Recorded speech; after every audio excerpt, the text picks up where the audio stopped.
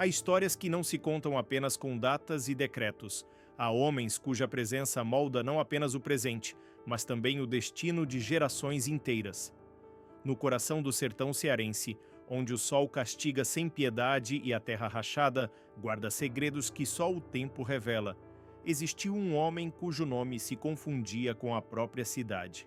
Pedra Branca não era apenas seu território político, era sua criação, seu reflexo, sua vontade materializada em cada rua, em cada decisão, em cada voto depositado nas urnas.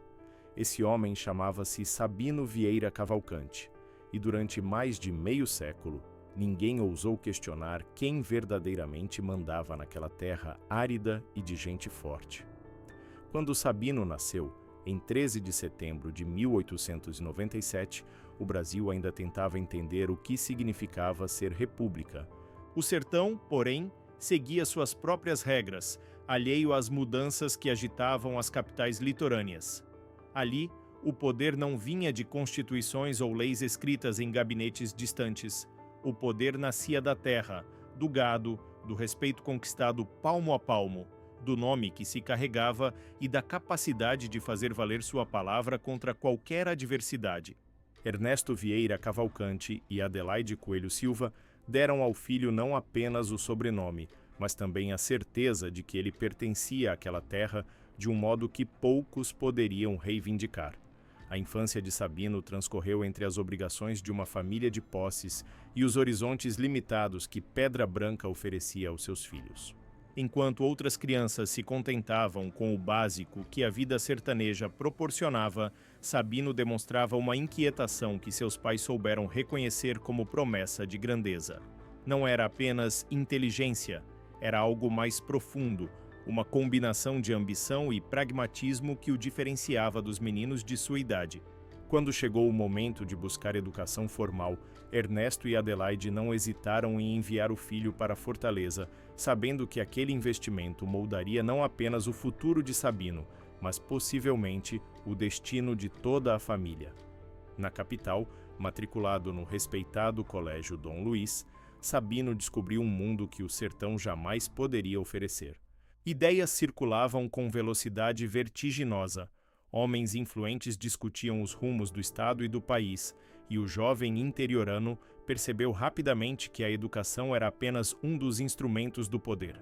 O verdadeiro jogo se jogava nos bastidores, nas conversas sussurradas, nas alianças forjadas longe dos olhos do povo.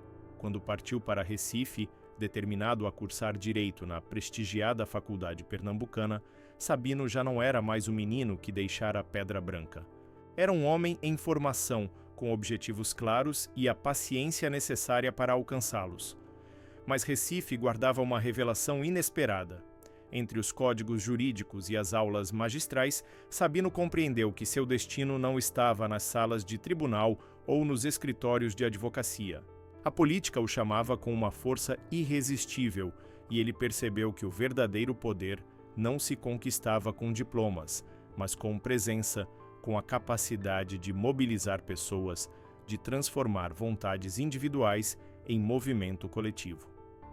A decisão de abandonar o curso de Direito escandalizou alguns, mas Sabino sabia exatamente o que estava fazendo. Ele voltava para casa não como um bacharel, mas como um homem pronto para reivindicar seu lugar na hierarquia do poder sertanejo. O retorno à Pedra Branca, no início da década de 1920, coincidiu com um momento crucial na história política brasileira. O coronelismo estava em seu apogeu, e os grandes proprietários de terra exerciam sobre suas regiões um controle que desafiava qualquer autoridade distante. Eram eles que decidiam quem seria eleito, quem teria acesso aos recursos públicos, quem mereceria proteção ou castigo. Sabino observou esse sistema com olhos atentos, compreendendo suas engrenagens e identificando suas oportunidades. Quando se candidatou a vereador em 1920, não o fez como um novato ingênuo, mas como alguém que já dominava as regras do jogo político local. Sua vitória naquela primeira eleição não foi acidental. Sabino construíra cuidadosamente uma rede de apoios, conquistar a confiança dos eleitores e demonstrar a capacidade de mediar os conflitos que constantemente ameaçavam rasgar o tecido social de Pedra Branca. Durante seu mandato entre 1920 e 1924, ele se revelou não apenas um administrador competente, mas um estrategista político de primeira grandeza. Cada decisão que tomava, cada aliança que firmava, cada compromisso que assumia, tudo era calculado para fortalecer sua posição e expandir sua influência. A reeleição em 1924 não surpreendeu ninguém. Sabino já era visto como uma liderança em ascensão, um homem destinado a cargos maiores. O ano de 1928 marcou o momento definitivo na trajetória política de Sabino Vieira Cavalcante. Candidatar-se a prefeito significava desafiar diretamente Augusto Vieira, o chefe político tradicional que há anos dominava Pedra Branca com mão de ferro. A disputa dividiu a cidade de modo brutal, criando facções irreconciliáveis e transformando cada rua, cada praça, cada residência em campo de batalha eleitoral. Não era apenas uma eleição, era um confronto entre gerações, entre estilos de liderança, entre duas visões sobre o futuro da cidade. Sabino representava a renovação possível dentro da ordem estabelecida, uma promessa de progresso que não ameaçava as estruturas fundamentais do poder coronelista.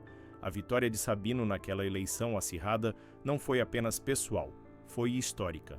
Ao assumir a prefeitura, ele não herdava apenas um cargo administrativo, mas o controle efetivo sobre os destinos de Pedra Branca.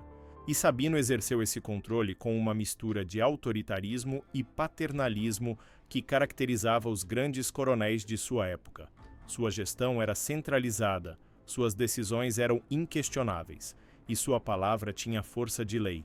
Mas, ao mesmo tempo, Sabino demonstrava preocupação genuína com o desenvolvimento da cidade, com a melhoria das condições de vida de sua população, com a construção de uma infraestrutura que pudesse tirar Pedra Branca do isolamento secular em que se encontrava. O poder de Sabino se manifestava de formas múltiplas e entrelaçadas. Ele controlava não apenas a máquina administrativa municipal, mas também as relações econômicas que sustentavam a região. Como grande proprietário de terras, tinha influência direta sobre centenas de famílias que dependiam de seu favor para sobreviver.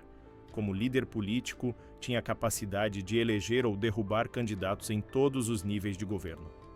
Como figura respeitada na comunidade, sua opinião pesava em questões que iam desde disputas de terra até casamentos e batizados. Pedra Branca respirava ao ritmo que Sabino determinava, e poucos ousavam contrariar sua vontade. A estratégia de Sabino para perpetuar seu poder era tão simples quanto eficaz: transformar Pedra Branca em um feudo político da família Cavalcante. Ele não apenas ocupava os principais cargos, mas garantia que seus parentes e aliados mais próximos controlassem todas as posições de relevância na administração pública. Seu sobrinho Deus Marlins Cavalcante foi eleito para a Assembleia Legislativa do Ceará, ampliando a influência da família no cenário estadual. Outro sobrinho, Álvaro Lins Cavalcante, conquistou uma cadeira na Câmara Federal, levando o nome dos Cavalcante ao Congresso Nacional. Cada vitória eleitoral desses parentes fortalecia a posição de Sabino, tornando-o um intermediário indispensável entre Pedra Branca e os centros de poder em Fortaleza e Brasília. Em 1937, já consolidado como a figura mais poderosa da região, Sabino casou-se com Amada Vieira Cavalcante, união que resultou em uma prole numerosa. Os filhos do casal foram criados dentro de uma rígida estrutura de valores que mesclava a tradição sertaneja, religiosidade profunda e consciência política aguçada. Sabino não desejava apenas sucessores, desejava continuadores de um projeto de poder que transcendia sua própria existência. A educação que proporcionou aos filhos preparava-os para assumir responsabilidades, para compreender as sutilezas do jogo político, para perpetuar o domínio da família sobre Pedra Branca, mesmo quando ele não estivesse mais presente. As décadas de 1940 e 1950 representaram o auge do poder de Sabino Vieira Cavalcante, reeleito prefeito para os mandatos de 1950 a 1954 e novamente de 1958 a 1962, ele governava Pedra Branca como um monarca em seu reino. Sua administração nesse período deixou marcas visíveis na paisagem urbana, Estradas foram abertas conectando a cidade a outros municípios. Escolas foram construídas, oferecendo educação a uma população historicamente privada desse direito. Melhorias na infraestrutura básica trouxeram um mínimo de conforto a uma população acostumada à austeridade. Sabino não era apenas um político habilidoso, era também um gestor que compreendia que seu poder dependia de resultados concretos, que pudessem ser vistos e sentidos pela população. Mas o poder de Sabino ia muito além das fronteiras de Pedra Branca. Em todo o Ceará, candidatos a cargos estaduais e federais sabiam que conquistar o apoio do coronel de Pedra Branca era fundamental para qualquer campanha vitoriosa. Sabino tinha a capacidade de mobilizar eleitores de modo organizado e eficiente, garantindo vitórias esmagadoras para aqueles que contavam com sua bênção política. Essa influência o transformou em um dos homens mais poderosos do estado, consultado por governadores, cortejado por deputados, respeitado até mesmo por aqueles que discordavam de seus métodos. O poder de Sabino não residia apenas em sua força local, mas em sua capacidade de articular interesses regionais com as demandas do poder central. Em 1962, Sabino deu um passo que simbolizava tanto sua ambição quanto sua visão estratégica. Eleito deputado estadual, ele levou sua influência para dentro da Assembleia Legislativa do Ceará, onde passou a defender os interesses de sua região em um palco mais amplo. Na Assembleia, Sabino não era apenas mais um parlamentar, era o representante de uma força política consolidada, um homem que falava não por si mesmo, mas por todo um sistema de poder que ele personificava. Seus discursos eram ouvidos com atenção, suas propostas recebiam apoio de múltiplas bancadas, e sua presença no plenário era uma demonstração viva da permanência do coronelismo, mesmo em tempos de mudança política. Mas nem mesmo homens tão poderosos quanto Sabino Vieira Cavalcante são imunes à passagem do tempo. Os anos 1960 trouxeram ventos de transformação que começavam a abalar as estruturas tradicionais do poder no interior do Brasil. O coronelismo, que por décadas parecera inabalável, enfrentava crescentes desafios diante de novas demandas sociais, de mudanças na legislação eleitoral, de uma urbanização que alterava as relações entre eleitores e líderes políticos. Ao mesmo tempo, a saúde de Sabino começou a deteriorar-se, impondo limites físicos a um homem cuja força sempre parecera inesgotável. As eleições de 1966 revelaram a dimensão dessas mudanças. Gravemente enfermo, Sabino não conseguiu se reeleger deputado estadual, encerrando assim sua trajetória pessoal no exercício de cargos públicos. Mas, mesmo na derrota, ele demonstrou que seu poder político permanecia intacto. Usando toda a sua habilidade de articulação, toda a sua rede de influências, toda a lealdade que construíra ao longo de décadas, Sabino conseguiu eleger seu filho, Benício Vieira Cavalcante, para a prefeitura de Pedra Branca. A transição foi cuidadosamente orquestrada, garantindo que o controle da cidade permanecesse nas mãos da família e que o legado político de Sabino não morresse com ele. Os últimos anos de vida de Sabino Vieira Cavalcante foram marcados pela dor física, mas também pela satisfação de quem cumpriu uma missão. Ele viu seus filhos ocuparem posições de destaque, viu seu nome ser respeitado em todo o estado, viu Pedra Branca transformada em um símbolo de poder político no sertão cearense. Quando faleceu em Fortaleza, no dia 23 de junho de 1970, não era apenas um homem que partia, era uma era que chegava ao fim. Seu corpo foi trazido de volta para Pedra Branca, para a terra que ele moldara à sua imagem e semelhança, para o lugar onde seu nome jamais seria esquecido. A morte de Sabino não apagou sua presença. Pedra Branca guardou sua memória de formas múltiplas. Uma rua recebeu seu nome, uma avenida se tornou testemunho de sua passagem. Um colégio municipal perpetuou seu legado para as novas gerações.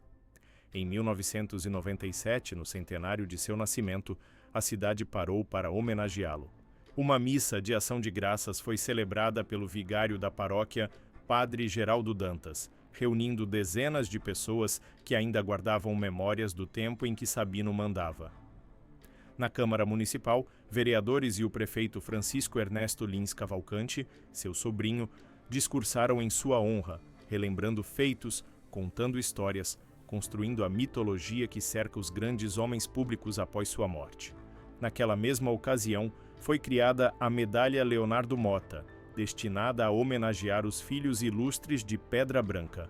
A primeira medalha, entregue à família de Sabino Cavalcante, simbolizava o reconhecimento eterno de uma cidade que devia sua existência moderna a um único homem. Mas simbolizava também algo mais complexo e ambíguo: a permanência de estruturas de poder que transcendem indivíduos, que sobrevivem às mudanças políticas, que se adaptam aos novos tempos sem perder sua essência fundamental. A história de Sabino Vieira Cavalcante é inseparável da história de Pedra Branca. Ele não foi apenas um líder político que governou a cidade por décadas, foi o arquiteto de uma ordem social que moldou destinos, definiu hierarquias, estabeleceu padrões de comportamento que ainda hoje reverberam na vida municipal.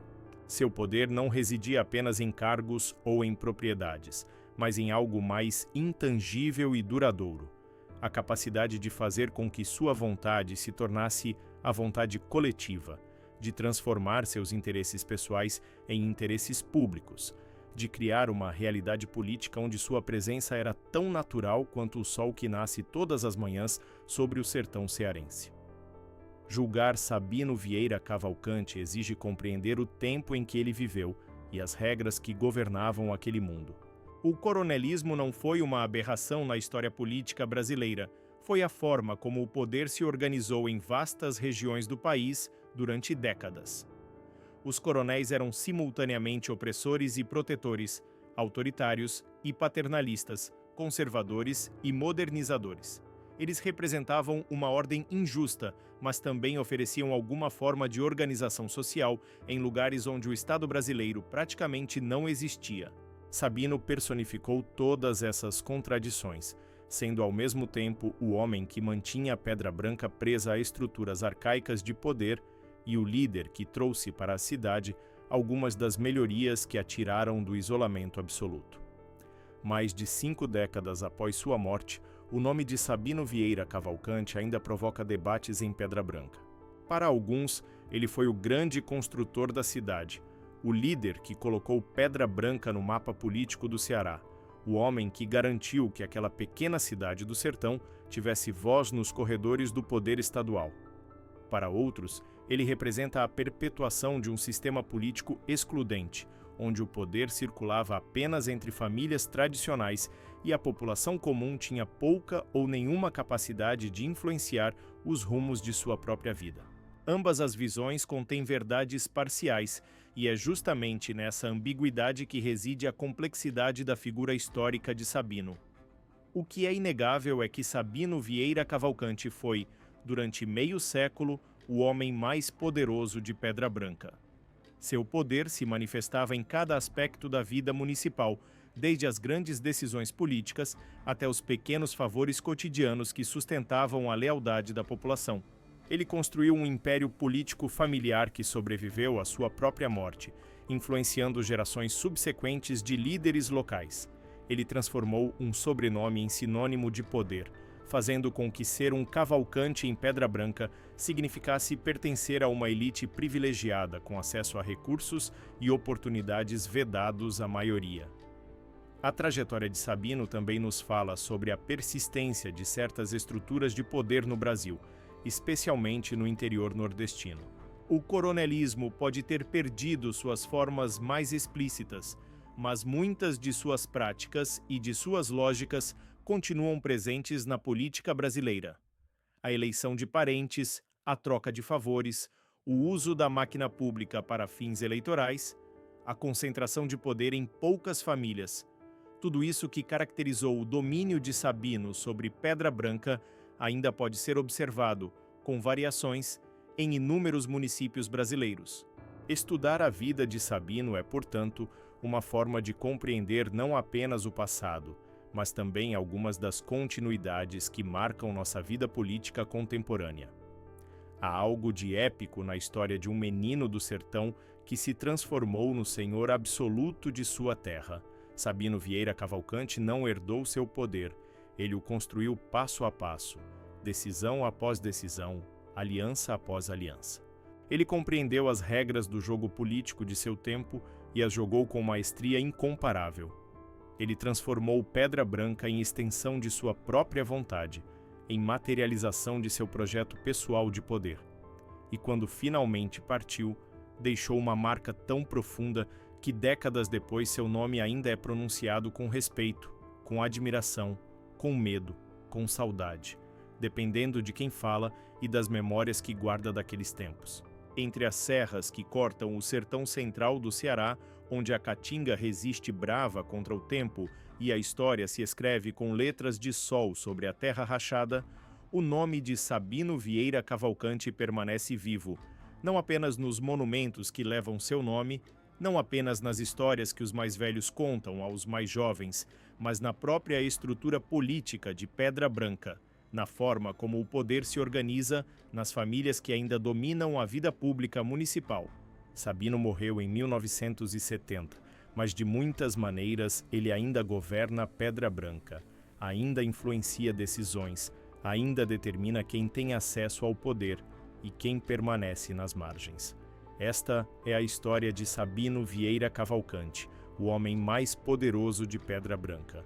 É uma história de ambição e realização, de autoritarismo e progresso, de tradição e mudança. É a história de como um homem pode moldar uma cidade à sua imagem, como o poder pode ser construído e perpetuado, como o legado de uma vida pode transcender a morte. É, acima de tudo, uma história brasileira, profundamente enraizada nas contradições de um país que ainda luta para superar as heranças de seu passado colonial e oligárquico. E como toda grande história, ela nos deixa não com respostas definitivas, mas com perguntas que continuam a ecoar muito tempo depois que a última página foi virada.